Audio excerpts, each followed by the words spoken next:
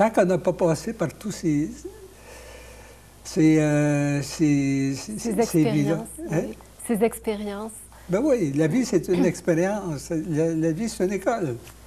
Et dans l'école, on sait qu'on apprend. Hein? Il y a une foule d'écoles. La vie, c'est une école, mais dans la vie même, il y a une foule d'écoles par lesquelles on doit passer. En somme, s'attarder trop au corps physique, s'attarder trop à l'apparence des choses, pour vous, ce serait une perte de temps. C'est une perte de temps. C'est une perte de temps par les moyens matériels. Mais si vous prenez par le moyen de l'esprit, c'est ça qu'on doit faire. On est sur la terre pour embellir son corps physique. Ça, c'est sûr. Il ne faut pas laisser aller comme ils font, les hindous faisaient tout ça. Là. C'est ça maigri puis ils ne mangeaient pas. Ça c'est massacrer leur corps physique. Mais comment l'embellir? C'est par les pouvoirs de l'esprit. Aller chercher par la méditation, par la contemplation, par l'identification, ce qu'il y a en haut, là, que notre corps physique a besoin. Parce qu'entre le corps physique et l'esprit, il y a aussi un véhicule qu'on appelle l'âme. Il faut se servir de l'âme. Veux-tu aller dans l'esprit chercher telle et telle chose dont j'ai besoin, mon corps physique, pour me guérir, pour avoir plus d'expression, pour me transformer? Ça peut peut-être être long, mais c'est sûr, et sans danger. Je pense à une chose, la fontaine de jouvence. Est-ce que ce sont justement les initiés, les grands maîtres spirituels qui savaient exactement ce que c'était? Ah, c'est une chose qu'on arrive avec, écoutez, avec, comment je dirais bien ça, avec beaucoup de sagesse et beaucoup d'amour. La fontaine de jouvence, il n'y a pas de formule magique pour ça. C'est nous qui devenons cette fontaine-là à un moment donné par le travail qu'on fait sur nous. Les gens aujourd'hui, les femmes, même des hommes, on voyait ça à la télévision dernièrement, comme on disait tantôt, essaient d'avoir toutes sortes de moyens possibles pour se transformer. C'est des moyens faciles.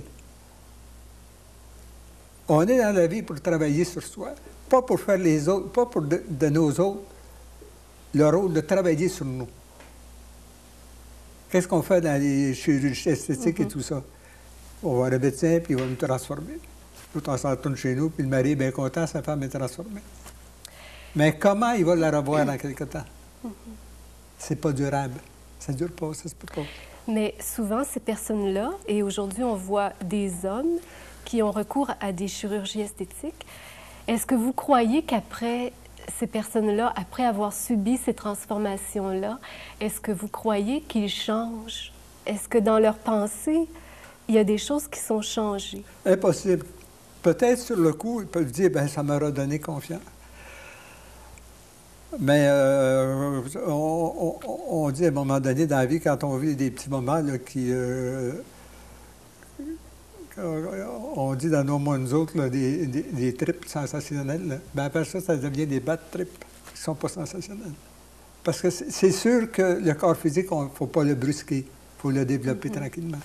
Prenez les femmes qui ont recours pour les rides dans autour des yeux, tout ça. C'est le botox. Le botox. Hein? Botox. Botox.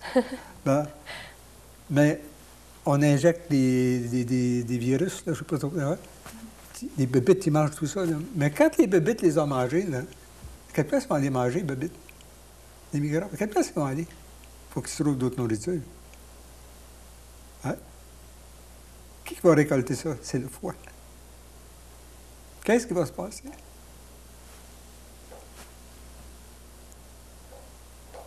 Moi, je dis que les femmes sont bien mieux de garder leur ride autour des yeux. C'est vous comment les voir? Moi, quand je vois une femme ou un homme qui a des rides autour des yeux, moi, l'idée que j'ai dans ma tête, les yeux, c'est des soleils. Et les rides sont des rayons de soleil. Ça peut amener de la transformation, ça peut amener à les faire disparaître. Mais les femmes veulent les moyens rapides. Mais il y a un prix à payer pour ça. Il y a un prix à payer pour ça. Lui, en haut, quand il nous a créés, il avait prévu toutes ces choses-là. Hein? Un jour, on aimerait se transformer, tout ça, puis c'est ça qu'il a mis dans l'esprit, toutes les forces sont là pour le faire. Mais nous autres, il faut que ça soit rapide, mais la consommation aujourd'hui, la publicité, tout pousse le monde à toutes ces choses, pousse les femmes à toutes ces choses-là. Puis ils se font prendre dans un piège. C'est payant pour la médecine, ça. C'est payant. Hein? C'est payant pour la télévision, tout ce qu'ils font, là. Puis il y en a qui font leur renom avec ça, là, ils se font un nom avec ça. Mais ceux qui passent par tout ça, là, manquent d'amour envers eux. Il ne faut pas attendre que quelqu'un nous donne de l'amour. Il faut se donner soi-même. Quand on saura, on aura donné assez d'amour à soi-même, d'autres viendront nous augmenter cet amour. Ça se voit quelqu'un qui n'a pas d'amour envers lui-même. Ça se voit. Ça se détecte.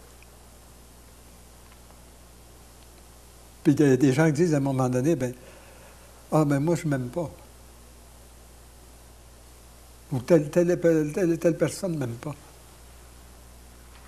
L'amour va toujours courir au-devant de l'amour.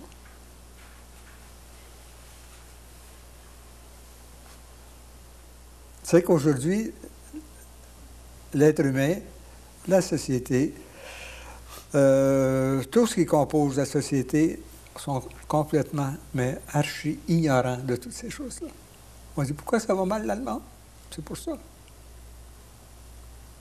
Puis en réalité, ça va super bien.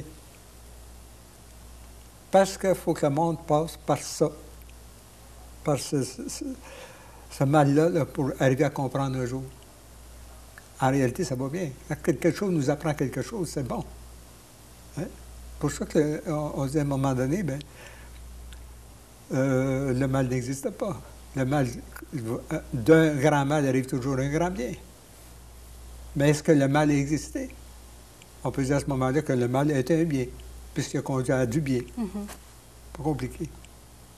En terminant, j'aimerais revenir sur les moyens et les possibilités que chacun de nous en a pour se transformer, ces moyens-là intérieurs. Vous avez parlé de la méditation. Comment, par exemple, une méditation pourrait être axée sur essayer de rechercher ce bien-être-là à l'intérieur, puis essayer d'oublier le corps, l'apparence, pour se sentir mieux?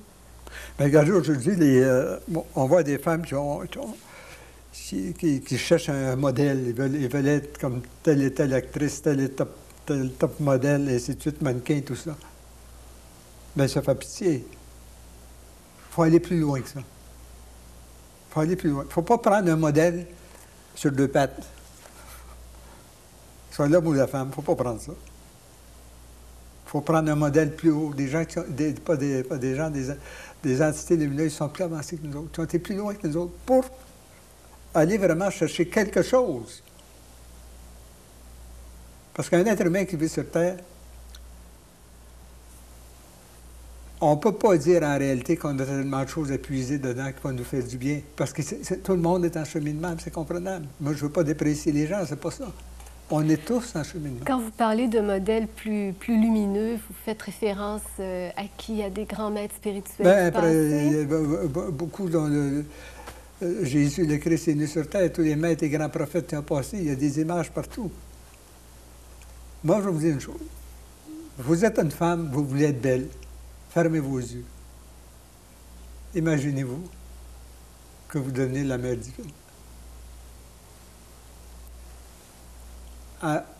Cette image va se fondre dans la vôtre tranquillement, va transformer votre corps physique. Et là, vous allez l'avoir la beauté. Nous allons terminer là-dessus. J'avais énormément de questions. Ce sera pour une prochaine fois. Merci beaucoup. Ça me fait plaisir. De tout ce que vous nous apportez. Ça peut aider tant mieux. Oui. Oh oui. Merci à vous tous aussi d'avoir été des nôtres et ne manquez pas notre prochain rendez-vous. Au revoir.